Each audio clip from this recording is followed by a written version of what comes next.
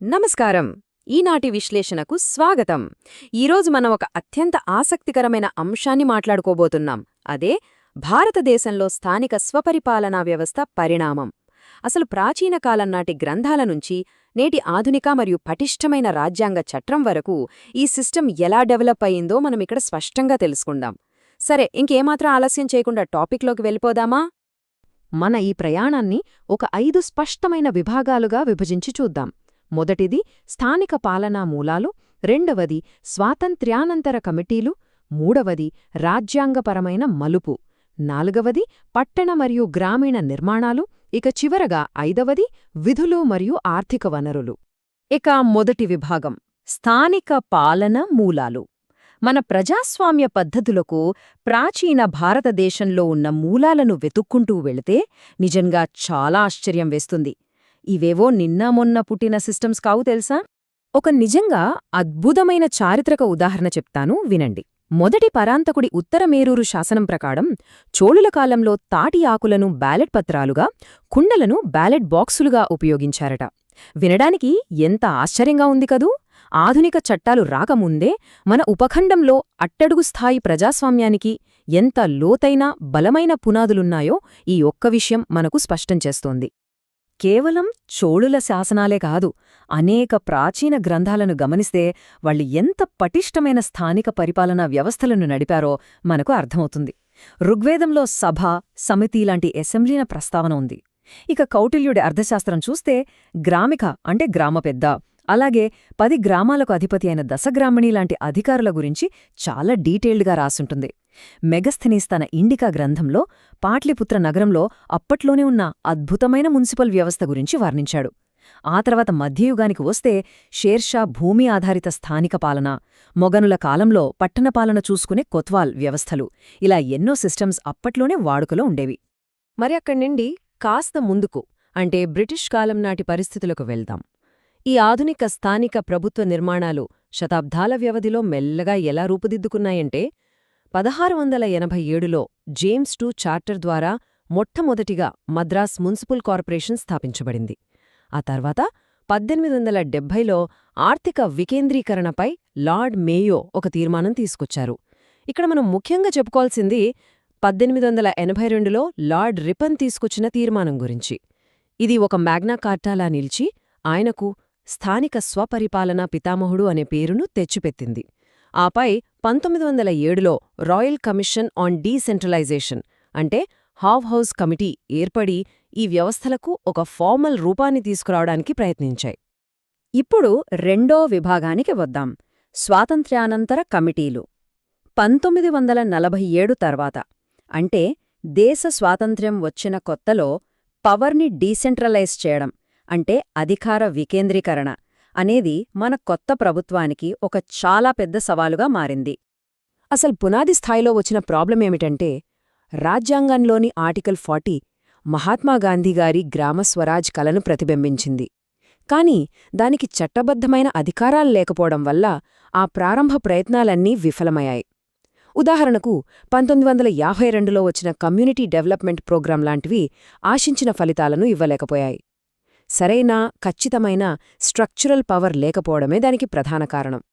అయితే ఈ సమస్యను పరిష్కరించడానికి ఒకదాని తర్వాత ఒకటిగా వచ్చిన కమిటీల ప్రయాణాన్ని చూస్తే ముందు వాటికంటే తర్వాత వచ్చినవి ఎలా మెరుగైన సూచనలు చేశాయో మనకు అర్థమవుతుంది. మొదటగా 1957లో బల్వంత్ రాయ్ మెహతా కమిటీ గ్రామ, బ్లాక్ మరియు జిల్లా స్థాయిలో ఒక 3 అంచెల వ్యవస్థను ప్రతిపాదించింది. తర్వాత 1978లో అశోక్ మెహతా కమిటీ దాన్ని 2 అంచెల వ్యవస్థగా మార్చాలని సూచించింది. ఇక 1985లో జీవీకే రావు కమిటీ ప్రణాళిక గ్రామీణ అభివృద్ధిపై ఎక్కువ ఫోకస్ పెట్టింది. చివరగా 1986లో ఎల్ఎం సింఘ్వి కమిటీ ఒక చాలా కీలకమైన సూచన చేసింది. అదేంటంటే ప్రజాస్వామ్య వికేంద్రీకరణకు గ్రామసభను బేస్గా తీసుకుని స్థానిక సంస్థలకు తప్పనిసరిగా రాజ్యాంగపరమైన గుర్తింపు ఇవ్వాలని చాలా గట్టిగా నొక్కి చెప్పింది. ఇక మన విశ్లేషణలో మూడవ విభాగానికి వద్దాం, అదే రాజ్యాంగపరమైన మలుపు. ఇన్నేళ్లుగా బలహీనంగా ఉంటూ వచ్చిన స్థానిక పాలనకు దొరికిన ఆ అల్టిమేట్ సొల్యూషన్ ఏంటో ఇప్పుడు చర్చిద్దాం. చరిత్రను పూర్తిగా మార్చేసిన ఆ 2 కీలకమైన రాజ్యాంగ సవరణలను మనమిక్కడ స్పష్టంగా గమనించవచ్చు. 1992 నాటి 73వ రాజ్యాంగ సవరణ గ్రామీణ పంచాయతీరాజ్ సంస్థలపై దృష్టి పెడితే, అదే 1992 నాటి 74వ రాజ్యాంగ సవరణ పట్టణ ప్రాంతాల మునిసిపాలిటీలపై ఫోకస్ చేసింది. పార్ట్ IXA కింద 18 అంశాలతో కూడిన 12వ షెడ్యూల్ను ఈ చట్టం రాజ్యాంగంలో చేర్చింది. అంతకుముందున్న ఆ అనిశ్చితికి తెరదించుతూ రాజ్యాంగపరమైన భద్రతను ఈ సవరణలు ఎలా కల్పించాయో మనకు దీని ద్వారా అర్థమవుతుంది. ఇక్కడ మనం ప్రధానంగా గుర్తుంచుకోవాల్సిన సంఖ్య ఒకటుంది. అదే 1/3. ఇది స్థానిక స్వపరిపాలనలో చాలా కీలకమైన అంకె. ఎందుకంటే ఈ రాజ్యాంగ సవరణల ద్వారా స్థానిక సంస్థల్లో మహిళలకు 1/3 అంటే 1/3 సీట్లను రిజర్వ్ చేయడం మ్యాండేటరీ చేశారు. దాంతోపాటు జనాభా దామాషా ప్రకారం SC, STలకు కూడా రిజర్వేషన్లు కల్పించారు. అణగారిన వర్గాలకు, మహిళలకు ప్రజాప్రాతినిధ్యంలో ఇదొక రియల్ గేమ్ చేంజర్ అని చెప్పాలి. ఈ సంస్థల పనితీరును దేశవ్యాప్తంగా అన్ని రాష్ట్రాల్లో స్టాండర్డైజ్ చేయడానికి మరికొన్ని ఉమ్మడి రూల్స్ కూడా తీసుకొచ్చారు. అవేంటంటే, ఆర్టికల్ 243U ప్రకారం సంస్థలకు తప్పనిసరిగా 5 సంవత్సరాల పదవీకాలం ఉంటుంది. ఒకవేళ ఏ కారణం చేతనైనా సంస్థ రద్దయితే ఖచ్చితంగా 6 నెలల్లోపు మళ్లీ ఎన్నికలు జరపాల్సిందే. నిష్పక్షపాతంగా ఎన్నికలు జరపడానికి ఆర్టికల్ 243ZA ద్వారా స్వతంత్రంగా స్టేట్ ఎలక్షన్ కమిషన్లను క్రియేట్ చేశారు. అలాగే సమగ్ర అభివృద్ధి కోసం జిల్లా మరియు మెట్రోపాలిటన్ ప్లానింగ్ కమిటీలను కూడా స్టాబ్లిష్ చేశారు. 4వ విభాగం పట్టణ మరియు గ్రామీణ నిర్మాణాలు. సరే, చట్టాలు వచ్చాయి. కానీ ఈ రాజ్యాంగపరమైన అంచెలు అసలు గ్రౌండ్ లెవెల్లో ఎలా పనిచేస్తాయి, వాటి స్ట్రక్చర్ ఎలా ఉంటుందో ఇప్పుడు తెలుసుకుందాం. 74వ రాజ్యాంగ సవరణలోని ఆర్టికల్ 243Q ద్వారా నిర్దేశించిన 3 రకాల పట్టణ స్థానిక నిర్మాణాలను మనం గమనించవచ్చు. గ్రామీణ స్థాయి నుంచి పట్టణ స్థాయికి మారుతున్న అంటే ట్రాన్సిషన్ అవుతున్న ప్రాంతాలకు నగర పంచాయతీలు ఉంటాయి. ఇక చిన్న పట్టణ ప్రాంతాల అవసరాల కోసం మున్సిపల్ కౌన్సిల్స్, బాగా విస్తరించిన పెద్ద నగరాలకు మున్సిపల్ కార్పొరేషన్లు ఏర్పాటయ్యాయి. జనాభా సాంద్రత మరియు అభివృద్ధి ఆధారంగా ఈ వర్గీకరణ చాలా సింపుల్గా స్పష్టంగా జరిగింది. వేగంగా డెవలప్ అవుతున్న పట్టణ ప్రాంతాల్లో కూడా పాలన ప్రతి ఒక్కరికీ అందుబాటులో ఉండాలి కదా. అందుకే ఆర్టికల్ 243S ప్రకారం 3 లక్షలు లేదా అంతకంటే ఎక్కువ జనాభా ఉన్న మున్సిపాలిటీల్లో ఖచ్చితంగా వార్డు కమిటీలను ఏర్పాటు చెయ్యాలనే నిబంధన పెట్టారు. ఇలా చేయడం వల్ల ఎంత పెద్ద నగరంలోనైనా సరే ఆ హైపర్ లోకల్ లెవెల్లో ప్రజలకు సరైన ప్రాతినిధ్యం మరియు భాగస్వామ్యం లభిస్తుంది. మరి మన గ్రామీణ స్థాయిలో ఇది ఎలా ఉంటుందో చూద్దాం. పల్లెల్లో పాలన కోసం ఒక 3 అంచెల వ్యవస్థను గమనించవచ్చు.